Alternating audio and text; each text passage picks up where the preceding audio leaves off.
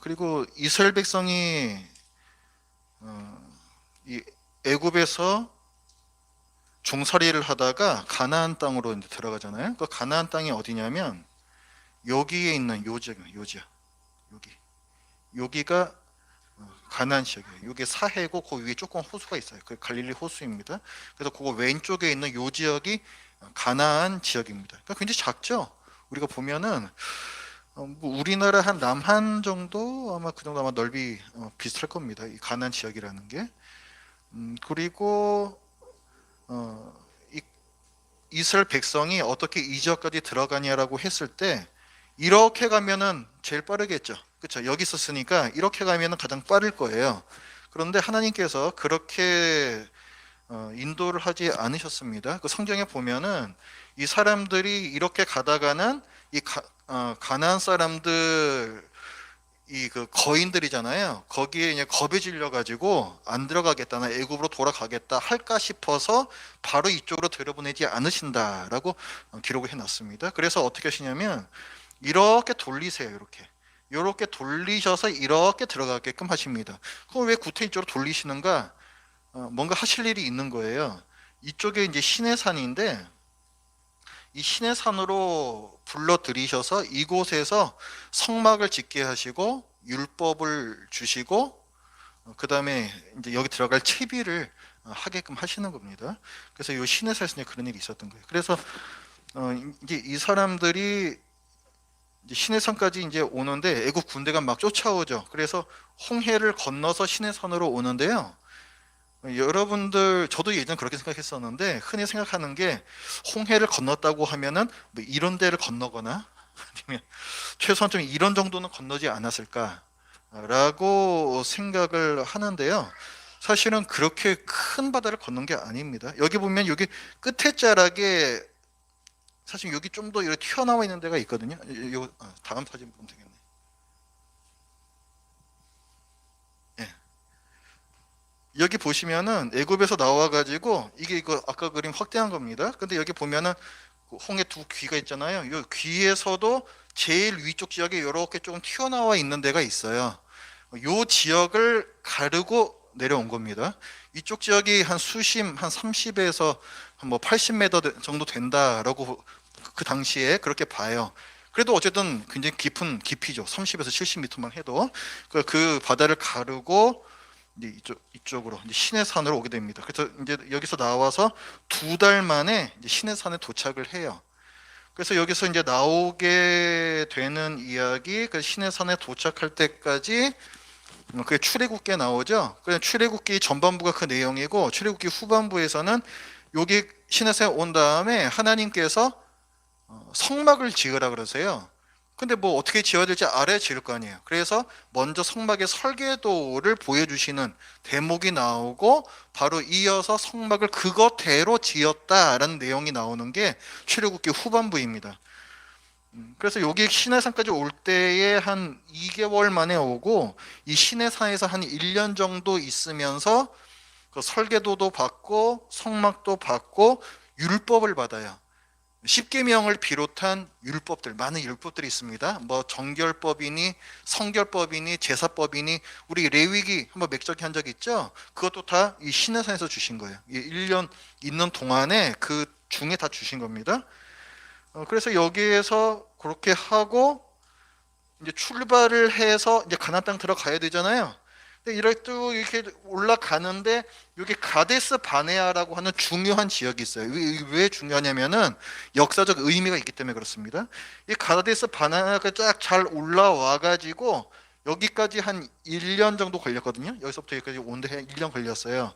그다음 여기서 여기로 들어가면 되는데 여기에서 가나안 정탐꾼을 보냈더니 갔다 와가지고 뭐 우리는 메뚜기고 쟤네들은 거인이고 하면서 우리 거기 들어가면 죽는다 이런 얘기를 하면서 불신앙을 드러내죠. 그래서 하나님께서 그래 죽는다고 그래 너희들 그럼 죽어야 되겠다 해가지고 이 광야에서 38년을 돌리십니다. 그래서 여기 가데스 바네아에서 정탐꾼을 보내셨고 여기서부터 이제 38년을 도는 거예요. 여기서부터.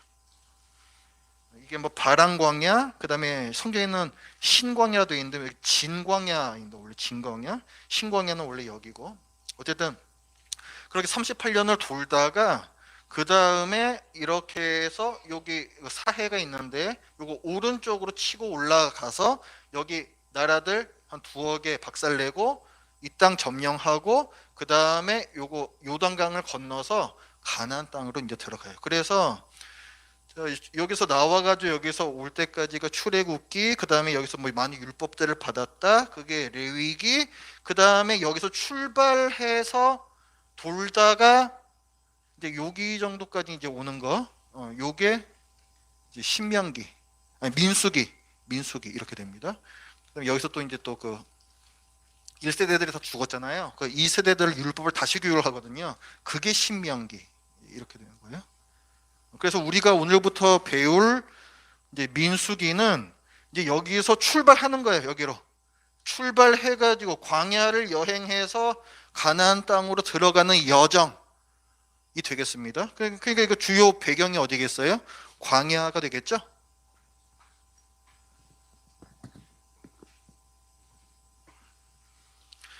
그래서 프린트 유인물을 봐주시면 기록자는 모세라고 되어 있습니다. 우리 흔히 모세오경이라고 불러요. 모세오경, 모세가 쓴 5가지의 경전이다. 뭐 이렇게 그런 뜻인데 창출, 레민신 이렇게 5가지입니다. 창세기부터 출애굽기, 레위기, 민수기, 신명기.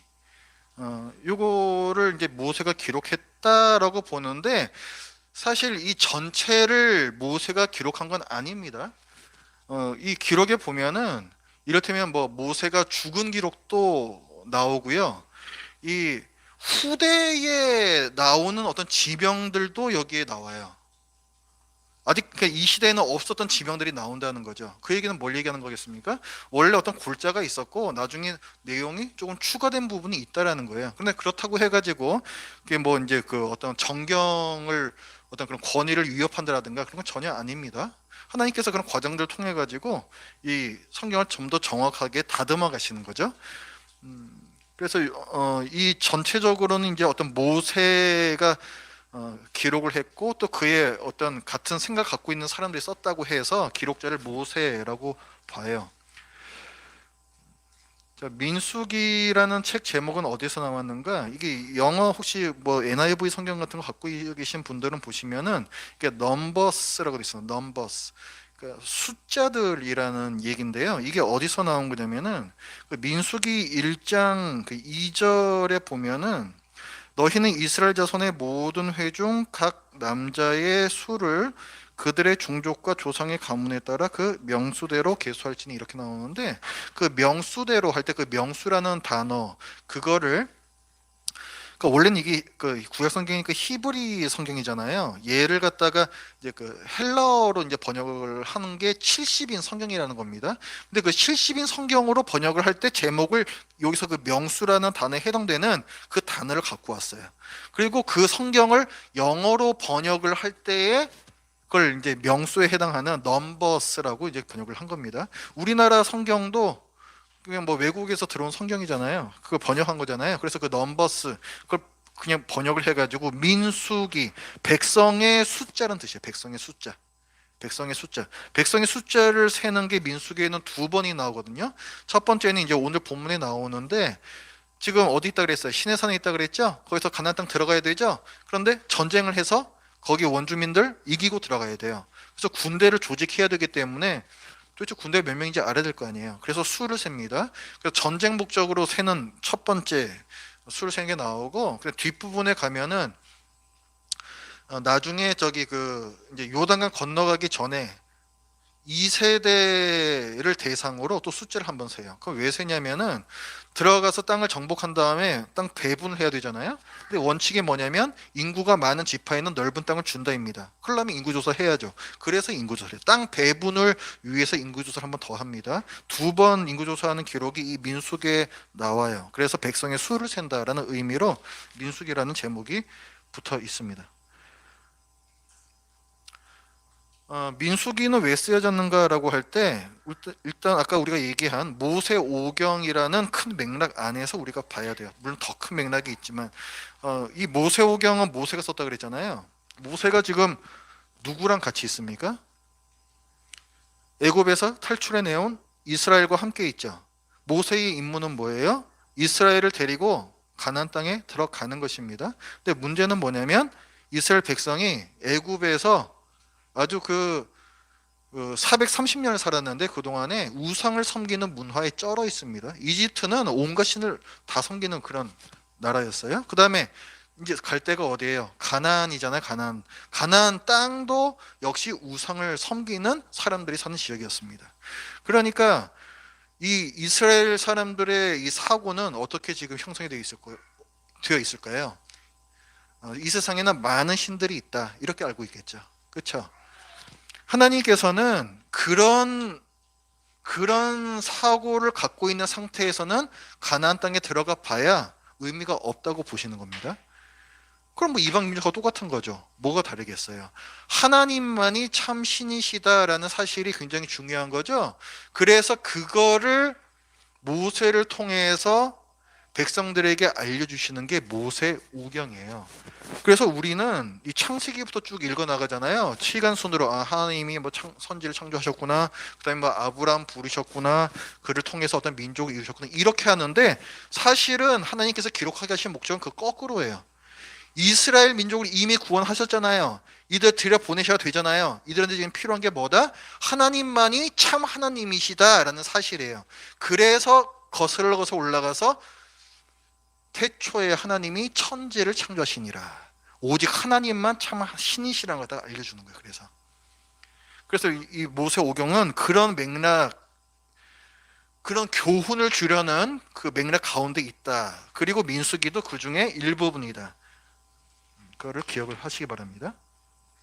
그리고 민수기에는 많은 또 율법들이 나오거든요. 근데 율법들은 사실 레위기나 그 앞에 출애굽기에서도 많이 나왔었어요. 근데 왜 또 나오느냐? 어떤 부분은 앞에 나왔던 율법하고 좀 부딪히는 부분도 있습니다. 근데 그런 부분도 있긴 하지만은 또 다른 율법들은 앞에 나오지 않았던 부분을 보완해주는 율법들도 많이 있어요. 그래서 보통 레위기와 민수기는 서로 짝을 이루면서 서로를 보완한다라고 봅니다. 민수기의 주제를 보시면 첫 번째는 하나님은 거룩하시고 이스라엘 백성은 또 자꾸 죄를 짓잖아요. 그렇기 때문에 죄는 하나님의 심판이 따르게 됩니다. 이스라엘 백성이 애굽에서 나왔지만은 여전히 하나님께 불평하고 또 하나님 말씀에 거역하는 죄를 계속해서 저질러요. 그러니까 이것들은 다 하나님께 반역하는 죄라고 할 수가 있는데, 그래서 결국은 그게 구체적으로 아주 크게 드러난 행위가 그 가데스 바네아에서 정탐꾼 보냈을 때 그 반응, 그거로 이제 나타나는 거예요. 그래서 그 반역의 결과로 이스라엘 백성이 심판을 받아 죽습니다. 그러나 하나님께서는 신실하신 분이세요. 하나님께서는 약속을 지키시는 분이란 말이에요. 하나님께서는 자기 백성 삼으셨으면 끝까지 자기 백성으로 데리고 가십니다. 그렇기 때문에 그 2세대를 통해서 계속해서 그 가나안 땅까지 인도해 들이시죠. 언약적 사랑이다라고 우리 보통 얘기를 하고요. 헤세드라고 얘기하는 거죠. 그리고 이스라엘 백성이 가나안 땅에 들어갈 때에 자기들만 그냥 광야길 통과해서 가는 게 아닙니다. 하나님께서는 성막을 짓게 하셨어요. 왜? 내가 너희와 함께 가겠다라는 거예요. 그 광야길을 혼자 걷게 하지 않으시고 또 이들이 가나안 백성들과 이제 전쟁을 해야 되는데 그때에도 함께 싸우시겠다는 거예요. 그래서 성막을 짓게 하십니다. 근데 그 성막이라는 게 하나님의 임재를 뜻하는 건데 이게 이스라엘 진영 가운데 있다.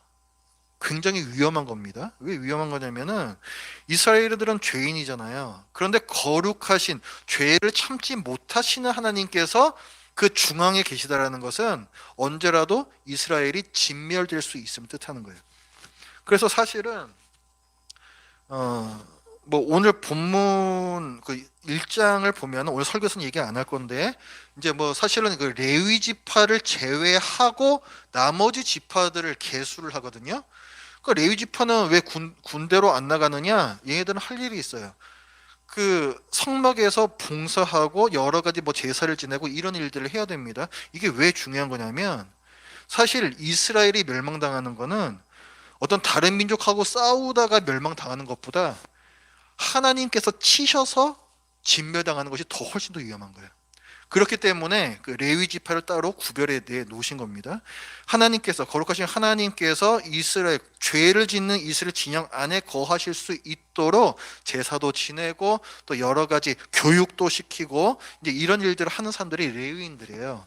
그래서 이런 거룩의 요구, 너희들이 하나님의 백성으로 있기 위해서는 너희는 거룩해야 한다라는 요구가 이 민수기에는 또 잘 나와 있습니다. 자, 민수기의 구조는 1장부터 10장 10절까지는 시내산에서부터 가나안 땅을 향해서 출발하는 준비를 하는 거예요. 준비. 그래도 오늘 본문도 그 가운데 있습니다. 군대를 편성을 해요.